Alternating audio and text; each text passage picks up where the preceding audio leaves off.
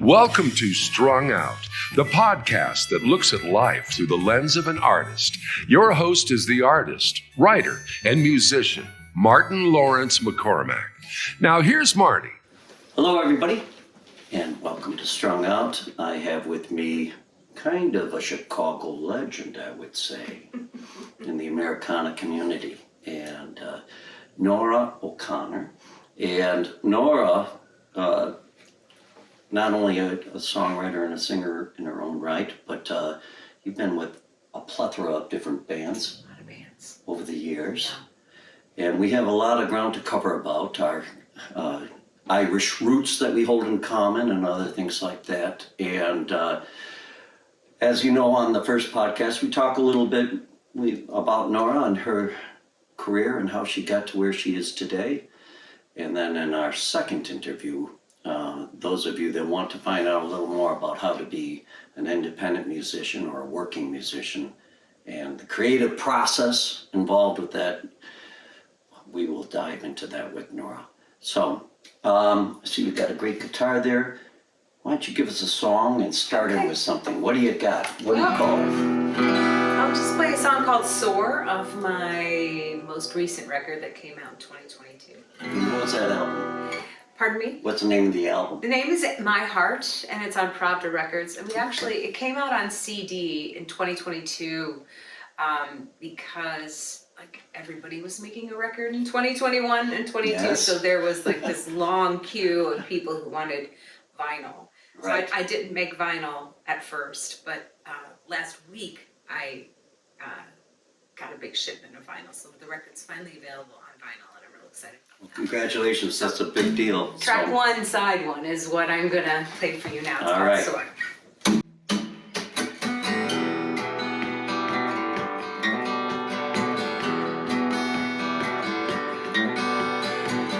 When you turned and walked away, you know I didn't see it coming. I tried to find a way to set you straight now. Drank too much and ended up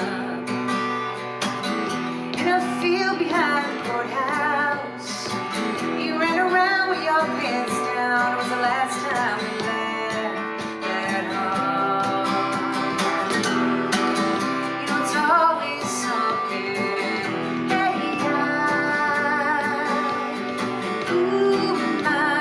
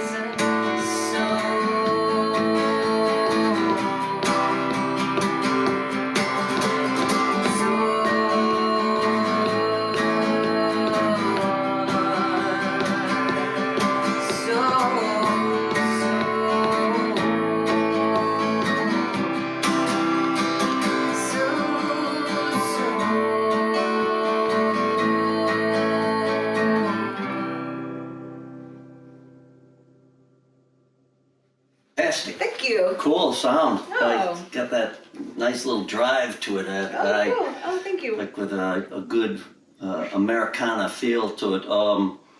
Tell us a little bit about your guitar. I always like to introduce the guitars to folks because is this a very special guitar? Is this You know what? It is special. I've had it for about 15 years. I'm not somebody that has a ton of guitars. I have one acoustic, one electric, one bass, a bass amp and an electric amp, and 4 pedals. Like, I don't have a lot of gear.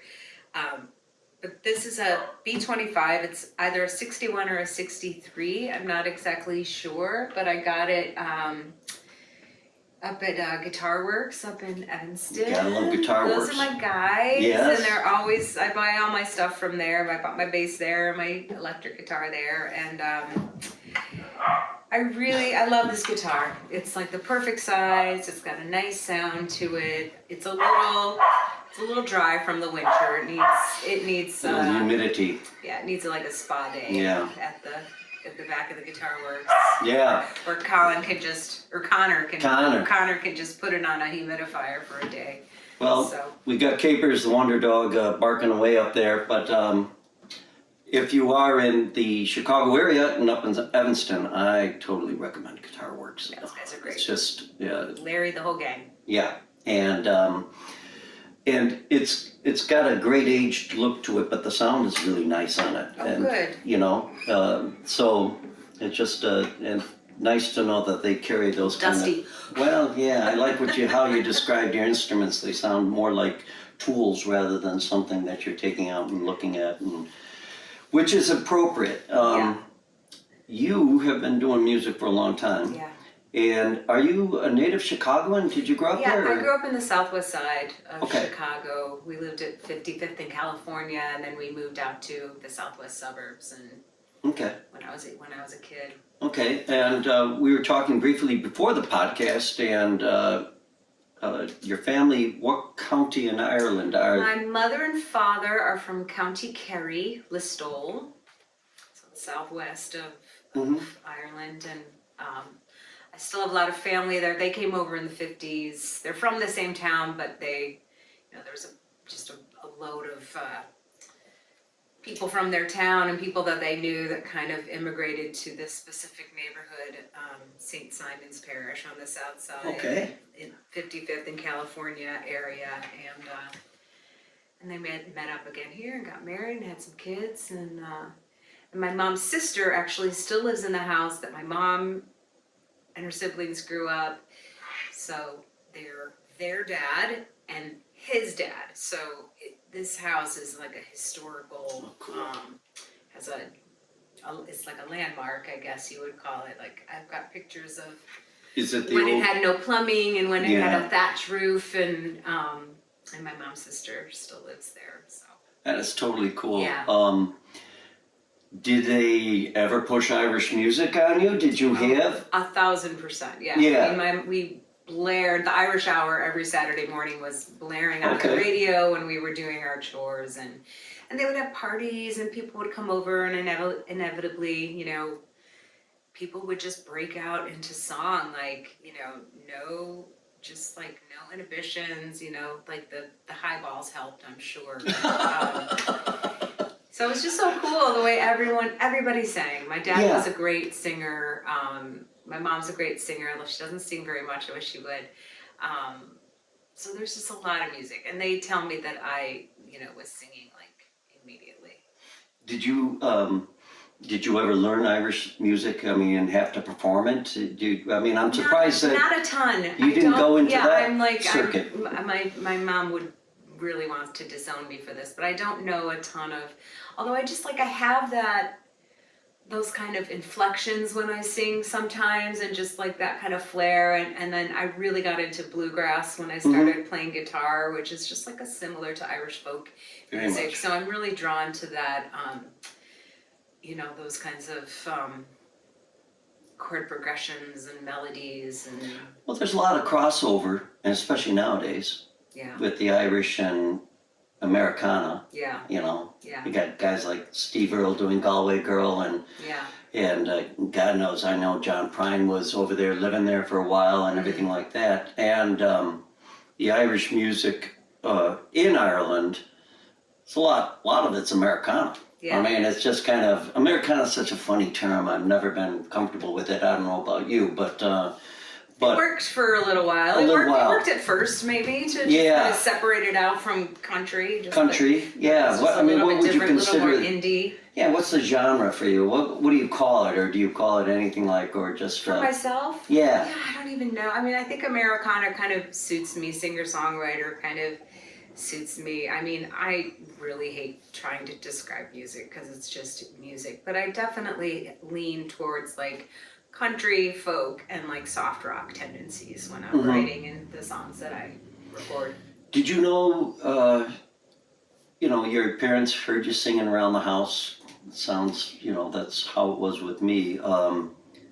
Did you know right away that you were going to go into music and you were going to make this a career, or were you more of a, I sense, O'Connor from the Southwest side, you couldn't have been an only child, were you? Or? No, there were a ton of us. Yeah. there was 4 of us, and then a couple of cousins came and lived with us, so there were 6 of us for a while, and I've got, 40 cousins. Like there's a lot of us. And, so did you know right away you were going to be a musician? I didn't, but I knew I loved to sing, so I did, musical theater and choir in high school. We didn't have, we didn't really have School of Rock or anything like that when I was going to high school, and I wasn't learning to play any instruments, and so I did a lot of musical theater, and that's kind of where I just started to really like figure out what is my voice and what does my voice sound like, and what can I do with my voice. And then when I got to college, I went to college down in Southern Illinois at SIU, Southern Illinois University.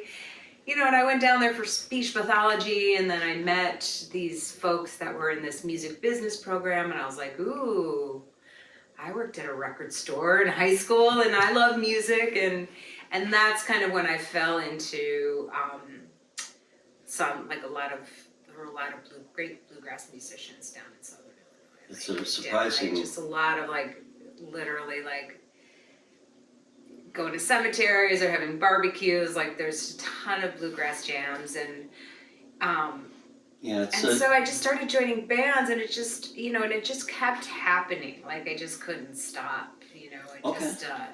I joined this really great harmony band. We did a lot of Crosby, Stills and Nash and Young and Beatles and.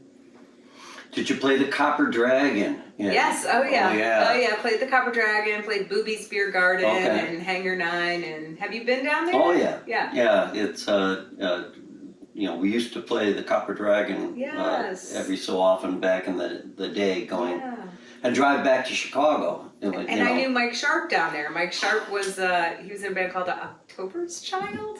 Or was it? What was the name of his band? Anyway, I used to play his band on my radio show. Mike Sharp is a great, all-around great person, and one of the neat things about the Chicago music scene, I think they're very genuine human beings walking around that are in it. Yeah. Sharpie is not only, he has a recording studio and sound man, and one of the best things about Mike Sharp is he usually drives the world's oldest car to any gig hauling equipment, but he had this van that he would nurse along, and I'm just like, God, we have him come out to Iowa and play out there, and I'd be like, is he gonna make it? That car. He would come and bring his sound. He was in his band, or he would come do sound for you. Sound. Oh yeah. Oh, wow. I know more with the sound. Yeah. Though he recorded Switchback, off and on too. Okay, cool.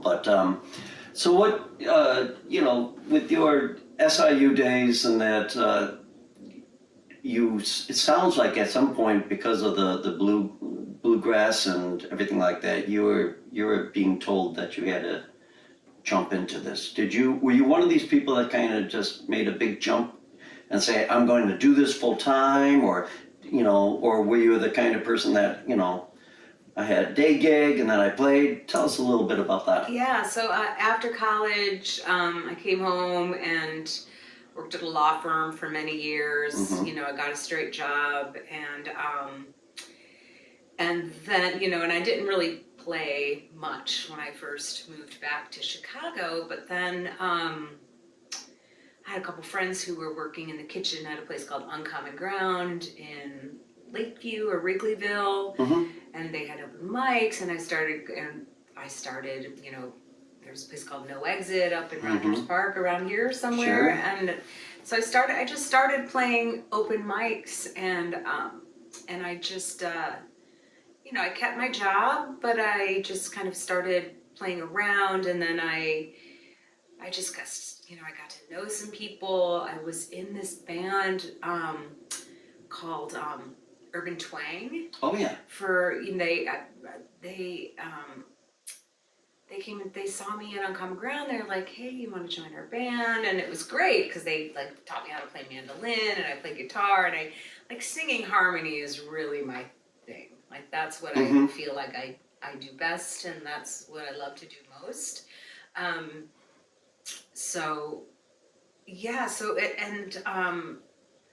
I was just kind of doing it part-time, playing open mics, and then I would start to get like a Wednesday slot at Uncommon Ground or an opening slot at Shuba's, and I was just like, okay, this is, yeah, I just felt like I really started to get a network in Chicago, which they're just everywhere. I mean, the Chicago music scene is just, there's all sorts of different pockets and different styles and different places to play. And, you know, if you put yourself out there, you can really find your people. You were coming into this at a time like Urban Twang and that, I mean, Chicago's always kind of had that country music connection. Yeah.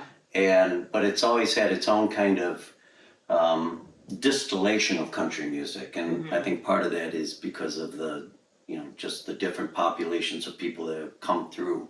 You know, a lot of Southern people and influence, just with you know, Appalachian sounds like in, you know, down on the south side or around Sox Park. You know, we used to play a lot of clubs where they were originally auto workers that were up from the south.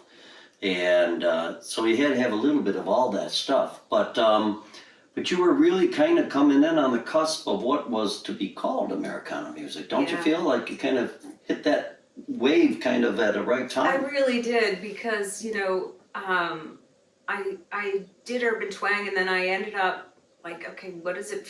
I wanted to know what it felt like to write. I wasn't writing songs, like I was playing a lot of covers, and I thought, what would it feel like to write songs? Like, what is this songwriting thing? Because all my bands in college were cover bands, and like, okay, I'm gonna write 10 songs, I'm gonna make a record, I'm gonna put it out just to like prove that I'm doing this thing. You know, I just wanted to prove something to myself. So I mean, I wrote 10 songs, I recorded the first, I don't really talk or play those songs anymore, but I just wanted to do it and like just put a little bit of a stamp, like. Well, I like the title of your album. I mean, Cerulean Blue. Yeah. I mean, I wonder where that came from. Well, But that's a very 90s title for those of you that you know, watched you know, Mulder and Scully. You know what we're talking about. There was the one episode where the guy kept talking about Cerulean Blue, but it's a great name anyway, by the way. Thank you. So I love the fact that you jumped right in with both feet then. Yeah. And was it Americana, or was it, what was it? That's a really good question. It was a little bit of that, and like I said, like I really, you know, I'm a kid of the 70s, and you know, classic rock and soft rock are really in my DNA pretty hard. Like I would sit in the driveway and listen to the radio all day long in my folks' car. So it was just like a little bit of country, like, you know, I was trying to get a little bit twangy and like thinking about like the bluegrass that I was learning to play in college when I picked up guitar. So, you know, it was definitely an experiment of sound. Well, very brave of you to just go out there and say, hey, I'm gonna put this out there, and let's see, what year was that? Like 90, 94, 95? 94, Yeah. 95. So, that was the era of the cassette. And Yeah. did you do cassette or were you on CD? I just did CD. Okay. Yeah. Did you go to Monster Disc? Was that where did you get it processed Oh, that's at? a really good question. So Mike Cameron, who owns Uncommon Ground, Right. he, was experimenting with starting a record label. So he Okay. actually put my record out, and he called his record company Uncommon Underground Records.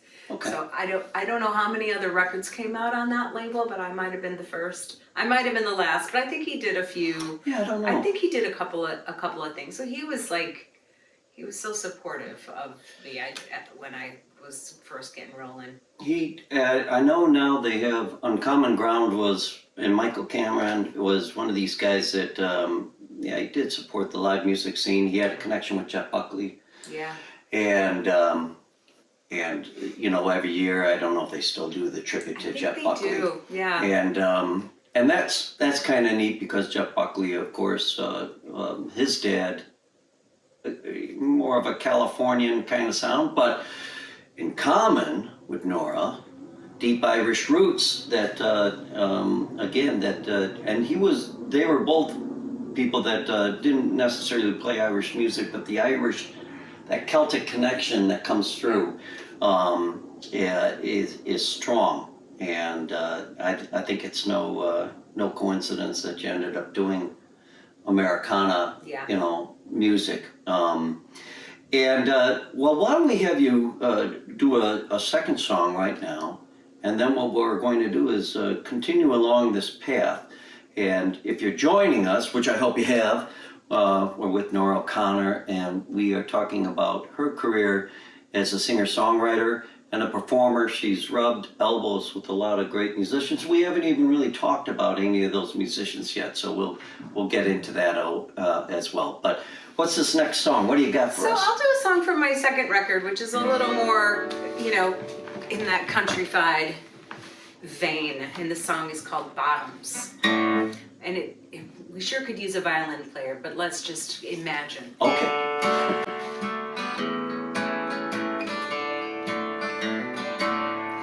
Well, I'm going back to the bottoms again, back where I know that a friend is a friend, back where I swore that I'd never go again, but this time I just want it that way. I'm going back to the bottoms again. I'll get back there some sweet day.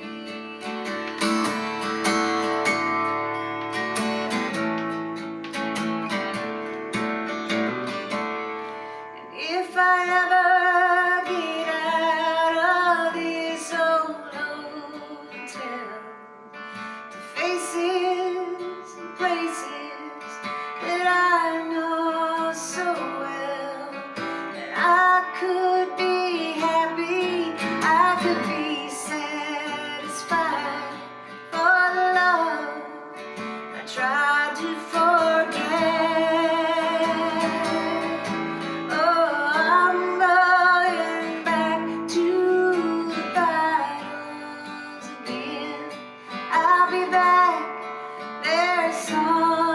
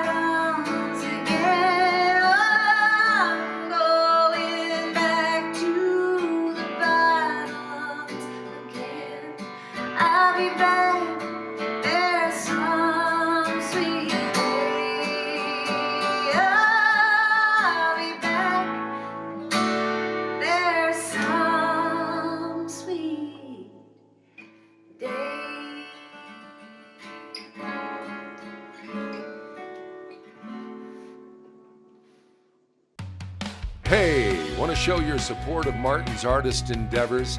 Buy Me a Coffee is an online site that makes supporting Marty easy. In just a few taps, you can make a payment of any amount, and no account is needed. You can also decide to become an ongoing supporter. Go to martinmccormack.com and click on the words Support Martin. Let's help Martin keep it all caffeinated.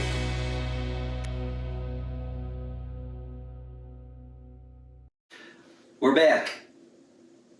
I'm listening to your voice, and I hear like a very beautiful lilt, and I'm wondering to myself, did you ever get vocal training, or did you ever have a voice lesson or anything like that? Because you sound like you have really good breath support. I don't know if anybody says that to you, but you really do hold, just there's a nice purity that comes through with your singing. Thank you. It's really nice to just sit back, and I'm like, I don't think I could, I want to hear anything with it,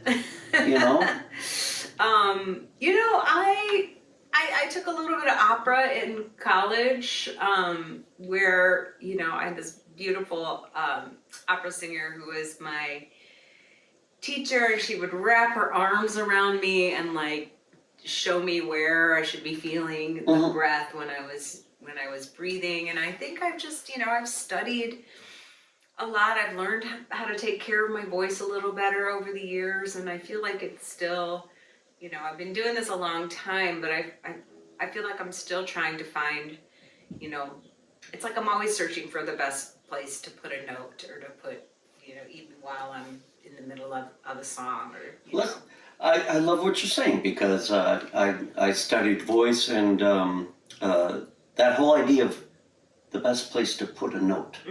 And I think for somebody that sings, you're talking about, I'm assuming, in a room, like, where to place your voice. Yeah, I didn't always know. Like when I first got to college, I joined a Rolling Stones cover band called Dead Flowers. That's actually the first band that I was in, and I really didn't know how to sing. I was like, I'll never be a beast of burden. I was just like, how do you sing? Right. It just took me a while to like calm down. Oh, that's gonna make me cough.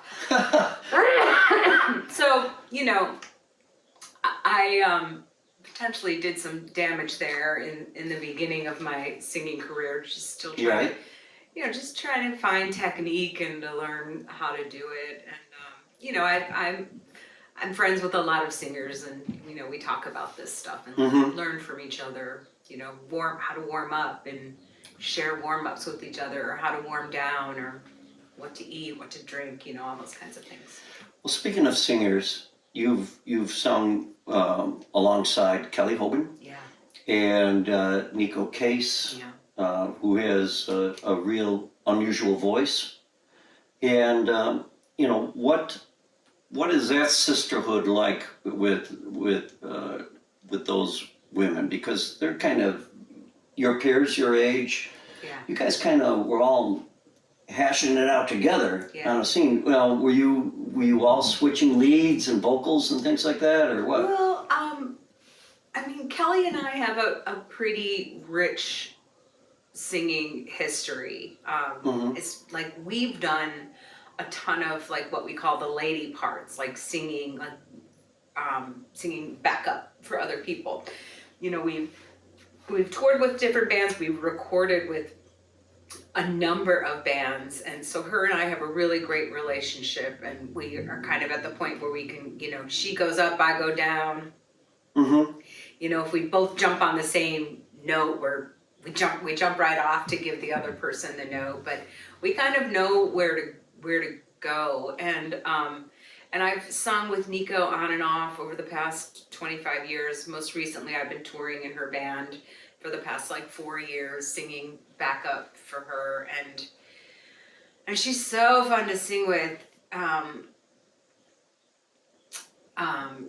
Like her songs are so cool, and so. Is that with the new Pornographers, or is that with her just Nico Case? With Nico Case. Okay. But I've also been was touring with the New Pornographers the last Mm-hmm. few years too, and I've recorded a bunch of records with them over the last 20 years. I saw that the Decembers were at Space not too long ago in Evanston. Did you sing with them? They're Did you- actually coming in July. Are they so coming in July? It hasn't Okay. happened yet. Okay, I but saw it. I And I think thought, Kelly oh and I wow, are gonna sing with them because That's great. she and I toured with them for almost 4 years, that's very cool. and we had we were on like a raised stage that we called Harmony Island, where the two of us stood and we made up dances, and Oh, that's great. we had a party up there. Everybody loved Harmony Island. Harmony Island, I love it. And where did you, did your harmony come in as kind of an innate sort of thing? Were you a kid that could hit harmonies all? I think so. Like when I hear songs from my childhood, I know the harmony. I just know it. Like that's just where my ear Right. goes. Like there's some songs I don't even know the melody of, but there's just songs in my DNA that I know all the harmonies to. So it's just comes really natural. It's kind of to me. fun. Yeah, it's so fun. It's my favorite. Yeah, being able to do harmony and and I know it befuddles some people because it's the kind of thing that I really do think it comes naturally. I don't think you can really learn harmony.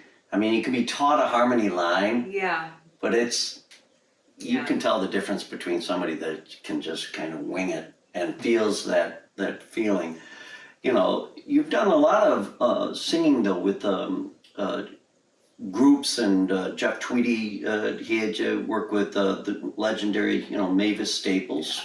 What was that like? Did you enjoy yourself immensely? Oh my I God, hope? it was incredible. Kelly and I were brought in to sing on her record that Jeff Tweedy produced, and he wrote a couple songs for it, and like cherry picked all these other beautiful like staple singer songs for her to recreate on the record, and it was incredible. Kelly and I were, we were so welcomed there, and we're like, okay, they asked us for a reason, so we're gonna do what we do, as like intimidating and as nervous as we were. It worked out great. Like we recorded the record at the Wilco Loft, and we all just stood in a circle and sang everything live. Oh wow, Yeah. That's really nice. Yeah, We with the just put 'em- drums, the drums were isolated, but Okay. we were, Mavis was over there.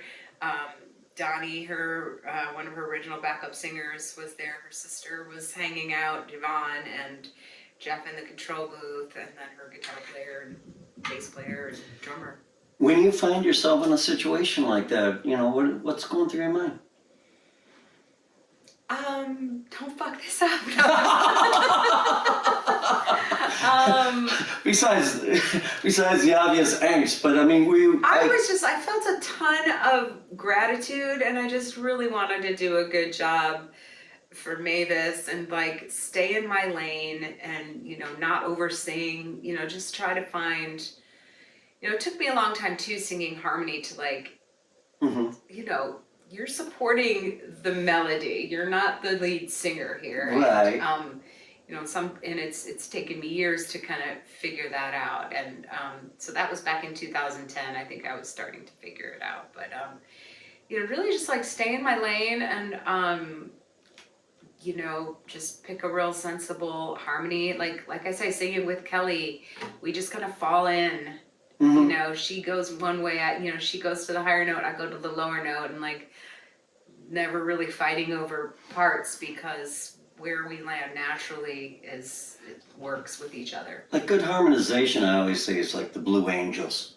You're doing these, Yeah. and you just kind of innately know where the other voice is going to go, and it succeeds because of that. Staying in your own lane is an interesting way to look at it. Though I suspect, though, as somebody doing harmony, it's more you're taking that voice, like somebody like Mavis Staples, and you're just kind of giving it this beautiful glow around. Just finding like the right vibration, of sound that kind of fits with what's happening, and then when you get that zing, where it just like melds and it happens and it works, it's magic. And what was it like working with Jeff Tweedy? You know, he's kind of a legendary guy as well, and the sense of been up here in Chicago for a long time now. Yeah. You know, kind of a St. Louis boy. Yeah. You know, coming up, but now Chicago certainly is his home. Is he the kind of guy that you know who'll call you up and say, "Hey, listen, or you know, let's." You know, I want you and Kelly to sing, or I want you to sing, or, you know, come over for a barbecue. What kind of relationship do you have in your musical circle? We're friendly, you know. I did this. I haven't worked with him much since. Like our band opened for Wilco at the Chicago Theater once, and I did a cruise with Nico a couple years ago, and Jeff was there, and he's wonderful. He's just a great artist, and he was great to work with. You know, he trusted the musicians, and you know, he would be like, "Lunch is ready, but I want one more take out of you guys." You know, he would. Right. He would. You know, he was a really good and gentle leader as he, you know, as a producer for that record, and it was great to see just his relationship with Mavis is a really special relationship. They're good friends. It's one of those things that you're happy to see a recording like that done, because, you know, time is fleeting, and once that era is over, you know, it's never to come back again. Yeah. But yet here you are as part of an era. And do you feel any kind of, you know, weight of musical responsibility upon your shoulders? Do you feel like, geez, I'm one of these people in the Chicago community that people, you know, look to for what's happening, you know, what's going on? I don't feel that way. I mean, I feel like I'm a music worker, and I play my own gigs. I tour with different bands. I do studio work. You know, I just kind of feel like I'm chugging along as someone who works. And I happen to work in music, you know. I don't really, and I'm lucky enough that I get to do all these different things. Like I can make an album, or I can go work on somebody else's album, or, you know, go tour with another band. Like I like it's a little crazy and a little like sometimes it's all or nothing, but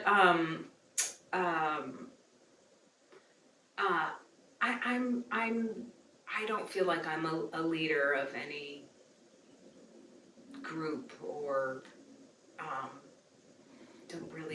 don't really consider myself that. No. But I like what you said. You said musical worker. Yeah. That's a very Chicago sensibility. When I come from blue collar, we work. Right. You know. It's that. I always want to work. That work ethic. Yeah. I'm kind of hoping the new pope is kind of going to carry that forward. I have a feeling he's got, you know, he's a Dalton boy, That's so right. maybe that'll, you know. Right. But there is something about Chicago and a lot of the musicians that have that kind of blue collar sensibility, and I think it's kind of in the musical DNA of this town, no matter what genre you're playing. And you know what I think? I think about, like, there are younger artists in Chicago that are just doing some amazing work. And I just think, like, oh, Chicago is in great hands. Like, you know, this music community is not going anywhere. It's still very strong. There's, like, so many young bands and young artists doing really cool and interesting, creative things. So I just feel like Chicago's in really good hands. The next generation is just kicking so much ass. Well, that's spoken like a sage. But, you know, seriously, you could have left. You could have gone out to LA. You could have gone to Nashville. Never thought about it. So what? You know, are you? You know, are you one of these people that just? Are you able to balance your life in the sense, like, you know, are you one of these people that's like, yeah, I got to go, you know, get some rose bushes in too. Yeah. You know, that sort of thing. Yes. You know, Yeah. do you find that important to them? I mean, actually sometimes I find it really difficult. Like when I'm busy, it's great, and when I'm not, I'm just like, what am I doing with my life? What's going on here? Like, okay, I should go buy some rose bushes. Like, this is my time to like paint the hallway, or I mean, I have kids who are big now. They're 17 and one's in college, and Oh wow. Yeah. but I've always found Chicago there's just so many places to play, and so many, and started off being in like the Uncommon Ground thing. Then I joined this band called the Blacks, and I got into the Bloodshot community, and then I joined Andrew Bird's band and toured around with him, and just like I never there was never a lack of people to play with or sing with. Right. Like I never felt like, oh, I gotta get out of here. I just never felt that. And a lot of people come here now. Yeah. I mean, it just seems like that. I think there is some sort of, it's not like the so-called scene where during the time of the Smashing Pumpkins, right? All that stuff kind of. But there's always been this like steady hum of musical heritage or whatever. It's hard to put your thumb on it, but it's something where you just kind of feel like, why go elsewhere? Because it kind of sustains itself. Yeah.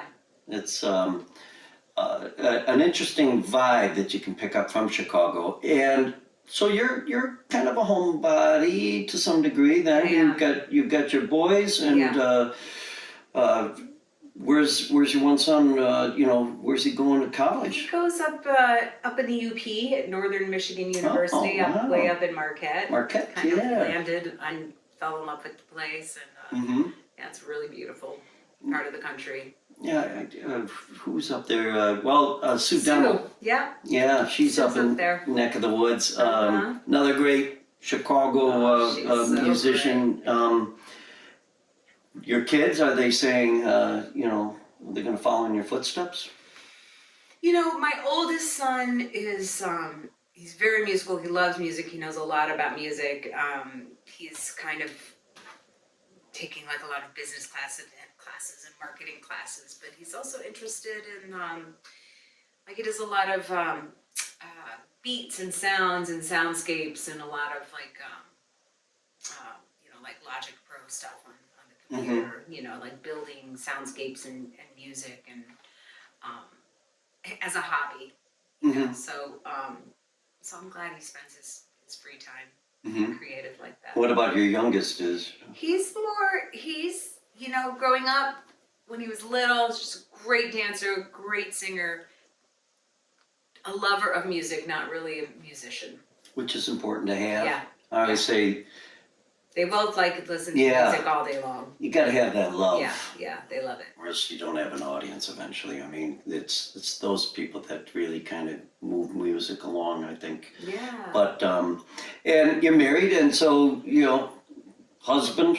Husband is he's a high school teacher up in Highland Park. And he's actually, he was in a band when he was a kid called Verboten with Jason Narducci. Oh, okay. And that's why I know. Okay. And Jason, he wrote a musical called Verboten the Musical back in, he spent years writing it, but it was at the Chopin Theater in late 2019 into 2020.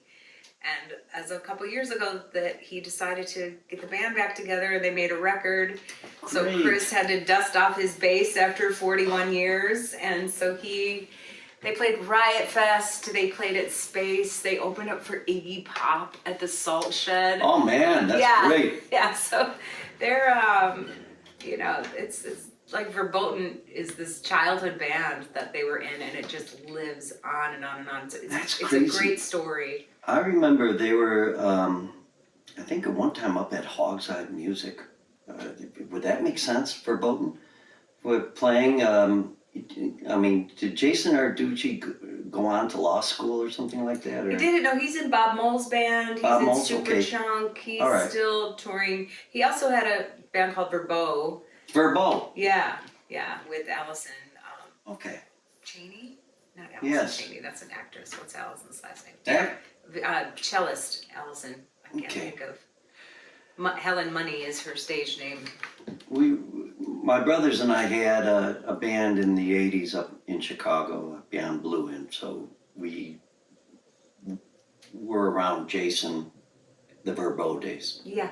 And I think there was, if I remember right, there was another Verbo, and they had to change the name or something like that, if I vaguely remember. Yeah. So maybe that was the one that was up, just up on Central Avenue that I just remember. But we would talk to Jason, and that's many, many moons I think ago. he was booking a coffee shop up there. That might be what Yeah. the connection is. In, It's like, coming the out of 90s, in the the cobwebs 90s. of my Yeah. recollection. But Yeah.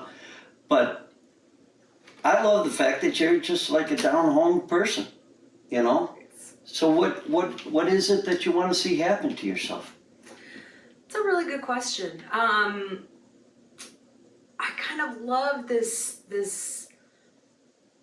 I can't say there's balance because sometimes it's like all or nothing, but you know, just like this combination of like doing my own solo material, playing solo shows. I've done these solo living room tours and I want to get back into that. I'm actually doing a little bit of that this year. I went out west and I'm going out east this next week and next month. Are they like house concerts? House shows, living room shows, yeah. Okay. It's just a great...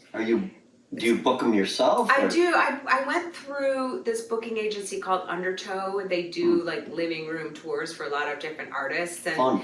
and this year I'm just doing like these little tourlets, I'm calling them, because it's just like 2 or 3 Right. shows at a time. So I'm booking those myself, and you know, it's super intimate. You know, it's just really nice. You know, I get there at 6. I play from 7:30 to 9, and I'm, you know, in my jammies by 10, as opposed to getting to a club at 4, playing at 8, getting home at midnight. You know, I do that too. Yes. You know, I do that, I do this, I tour. So, you know, I'd like to see how long I can keep doing it. You know, I might end up doing it. It's hard to look too far into the future, but I don't see quitting anytime soon. I don't think we're allowed to in this Yeah, business. yeah, We I don't can't. think- We're not allowed to. Yeah. You're supposed to go with your boots on, I And then, think. you know, like people in their 60s and 70s are doing it, you know, like we're still Yeah. doing it. We're going to be in, you know, our 80s and Bob Dylan. So, I mean, you know, Yeah. it feels that way, doesn't Yeah. it? I mean, there's some people that it just seems like they're going to go on forever. But, well, in our next interview, we'll get a little more into your, you know, what it takes to wear all those different hats as an independent musician. And, but I want you to play us out on this one. Okay. Pick a song.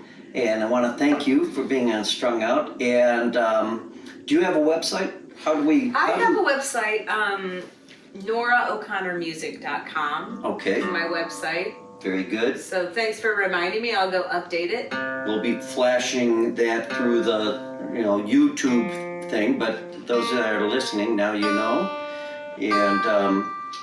And you're going to be backing up the Decemberists in July, which is great. Yeah, we're just gonna sit in with them for the one. I think. Yeah, I think we are. Yeah. And people can find. And I'll be on tour with Eco Case all September, October, November, December, January, Whoa. February, March. Like she's got a record coming out in September. So she's working hard now to she's back gonna be that working up. hard. So Okay. I'm about to get after it. You know, being on the road for a while with her. Oh, we'll have to talk about that a little bit Yeah. too. The travails of being a road warrior. Yeah. So, Yeah. all right, folks. Well, thank you so much, Nora. Thank and you. what's this It's song fun. called? This is another one off my last record. This is called Out of Space. Okay.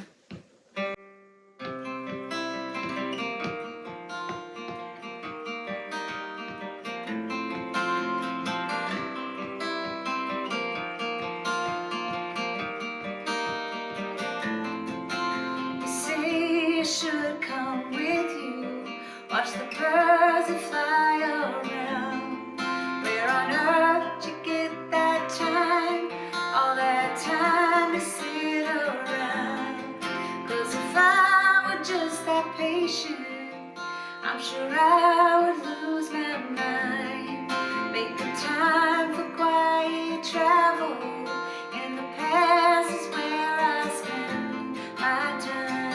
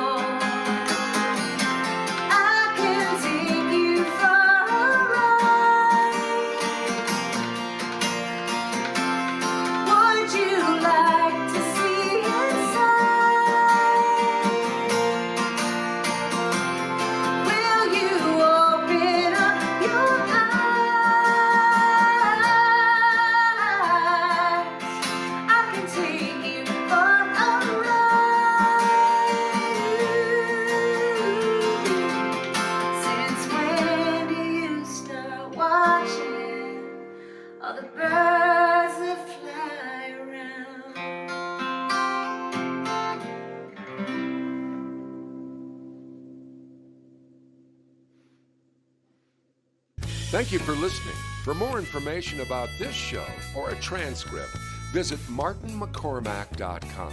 While there, sign up for our newsletter. See you next time on Strung Out.